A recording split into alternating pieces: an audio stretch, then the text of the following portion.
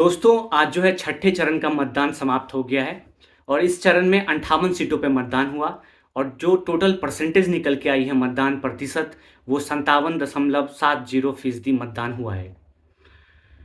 दिल्ली में मतदान संपन्न हुआ। दिल्ली में बहुत सारी चीज़ें देखी गई। आज दिल्ली में जो है वीवीआईपी मतदान भी आप कह सकते हैं, क्योंकि अपोजिशन के तमाम बड़े नेता जो है आज उन्होंने वोट डाला है और जो है बीजेपी के साइड से भी जो है बड़े-बड़े नेताओं ने आज वोट डाला है। इसलिए आज जो है इस दिन को वीवीआईपी मतदान दिन भी आप कह सकते हैं। दिल्ली में आज देखा गया है कि जगह-जगह पे पोस्टर लगाए गए थे और जो है थैले बाँटे गए हैं, जो हमें राम को लेके आए हैं, हम उनको लेके आएँगे। इस तरह के जो है थैले बाँटे गए, इस तरह के जो है पोस्टर जो है जगह-जगह पे लगाए गए। जगह-जगह मतदान केंद्र पे जो है मोदी जी और जो है मनोज तिवारी जी का पोस्टर टंगा हुआ था। उसके नीचे जो है राम जी का फ़ोटो लगा हुआ था। चुनाव आयोग जो है इस पे क्या कदम उठाती है, आपको तो पता ही है। चुनाव आयोग सोई हुई है और मेन स्ट्रीम मीडिया जो है इस पे बात करती ही नहीं है। तो कुछ जो है यूट्यूब चैनल हैं जो पत्रकारिता करते हैं, उन्होंने जो है इस सब वीडियो और फ़ोटो को रिलीज़ किया है। आप भी देखिए और समझिए क्या कुछ हो रहा है। आज दिल्ली में 40 डिग्री तापमान था, उसके बावजूद भी है लोगों ने बाहर निकल के, घर से निकल के मतदान केंद्र जाके मतदान किया है, आज वोट डाला है अपना। बहुत अच्छी बात है, दिल्ली के लोग ऐसा कर रहे हैं। दिल्ली के लोग जो है मतदान के लिए इतना उत्सुक हैं, लेकिन फिर भी जो है 57.70% ही जो है मतदान हुआ है। अगली जो है चुनाव होने वाली है बिहार की 8 सीटों पे, चंडीगढ़ की 1 सीट, बंगाल की 9 सीट, पंजाब की 13 सीट, हिमाचल की 4 सीट, उत्तर प्रदेश की 13 सीट, ओडिशा की 6 सीट और झारखंड की 3 सीटों पे चुनाव होने जा रहा है। कांग्रेस के लिए सिर्फ 2 राज्य हैं जहां पे उनको पिछली बार भी सीटें मिली थी, जैसे कि पंजाब है और दूसरा जो है हिमाचल में इस बार वो उम्मीद कर रही है कि कुछ सीटें आएंगी और चंडीगढ़ की जो है वो 1 सीट मिल सकती है, क्योंकि आपको पता है कि क्या कुछ हुआ था पिछले बार कुछ दिन पहले चंडीगढ़ में चुनाव के दौरान, कि उनको कैमरा पे पकड़ा गया था कि वो वोट जो है इधर-उधर कर रहे थे। इस वजह से जो है सुप्रीम कोर्ट ने भी कहा था कि ये फ्रॉड है। तो कांग्रेस को उस सीट पे भी उम्मीद है। तो आप मान लीजिए पंजाब, हिमाचल की कुछ सीटें, 4 सीटें हैं जिनमें से देखना होगा कि कितना सीटें जो हैं कांग्रेस इस बार ले आ पाती है और जो है 1 सीट चंडीगढ़ का भी आप मान लीजिए। पिछली बार भी केरल के बाद जो है सबसे ज़्यादा सीटें अगर कहीं मिली थी वो पंजाब थी, कांग्रेस और इंडिया गठबंधन के लिए। पंजाब में कांग्रेस का थोड़ा फ्रेंडली फाइट है, इसकी वजह से जो है कांग्रेस पूरा जमावड़ा अपना हिमाचल ले जा रही है और वहाँ पे जो है पूरा फोकस कर रही है। बिहार में प्रधानमंत्री ने एक भाषण दिया जहाँ पे उन्होंने मुजरा शब्द का जो है यूज़ किया था। इस पे प्रियंका गांधी ने भी क्या कुछ कहा है, मैं आपको दिखाता हूँ। उससे पहले बताना चाहता हूँ कि मोदी जी ने कहा कि मोदी के लिए संविधान सर्वोपरि है, मोदी के लिए बाबा साहेब अम्बेडकर की भावना जो है सर्वोपरि है। उसके बाद उन्होंने ये शब्द का यूज़ किया। अब समझना ये होगा कि क्या प्रधानमंत्री के मुँह से ऐसे शब्द अच्छे लगते हैं?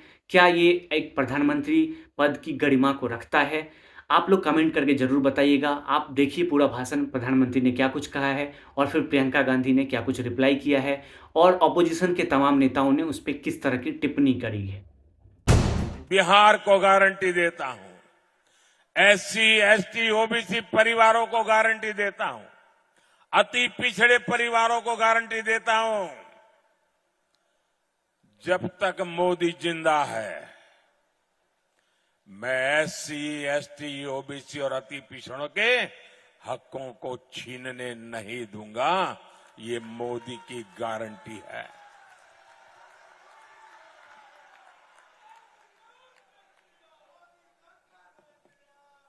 मोदी के लिए संविधान सर्वोपरि है। मोदी के लिए बाबा साहब आंबेडकर की भावना सर्वोपरि है। इंडिया अलायंस को अपने वोट बैंक की गुलामी करनी है तो करें, उनको वहां जाके मुजरा करना है तो भी करें।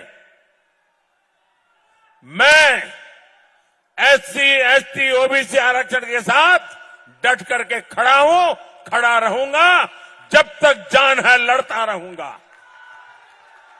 और आज हमारे देश के प्रधानमंत्री क्या कर रहे हैं आपने सुना होगा। मैं आ रही थी यहां, मैं उनका बिहार का भाषण देख रही थी और ऐसे ऐसे शब्द उन्होंने इस्तेमाल किए विपक्ष के नेताओं के लिए जो इस देश के इतिहास में किसी प्रधानमंत्री ने नहीं इस्तेमाल किए होंगे। देखिए, प्रधानमंत्री पद का पूरा देश आदर करता है, हम भी आदर करते हैं। आपकी आस्था, आपकी आशाएं मोदी जी से एक समय में जुड़ी हुई थी। क्या मोदी जी की जिम्मेदारी नहीं बनती कि वो पद की गरिमा रखे, पद की मर्यादा रखे? आज जिस जिस तरह से वो बोल रहे हैं, अफसोस की बात यह है बहनों और भाइयों कि इनकी असलियत दिखाई देने लगी है। और मैं मोदी जी को कहना चाहती हूं कि मोदी जी, आप देश के प्रधानमंत्री हैं, इतनी भी अपनी असलियत मत दिखाइए। आपने देश को कहा है कि देश आपका परिवार है, परिवार समान है। परिवार का जो मुखिया होता है हमेशा परिवार के सदस्यों के प्रति और परिवार के सदस्यों के उनके प्रति एक आंखों की शर्म होती है, वो नहीं खोनी चाहिए, वो हमेशा रखनी चाहिए। तो प्रधानमंत्री जी बौखलाहट में आ गए हैं, भूल गए हैं कि वो देश के प्रतिनिधि हैं, आपके प्रतिनिधि हैं, कि इस तरह के शब्द उनके मुंह से नहीं निकलने चाहिए। आखिर आगे वाली पीढ़ियां क्या कहेंगी कि ये हमारे प्रधानमंत्री के पद को इतना गिरा चुके हैं, पद की मर्यादा नहीं रखी, पद की गरिमा नहीं रखी। और ये सिलसिला जो है चलता रहेगा आगे। अभी आखिरी पड़ाव पे आ गया है। आप लोग बने रहिए और मजे उठाइए इस चुनाव का। आज के लिए इतना ही। धन्यवाद।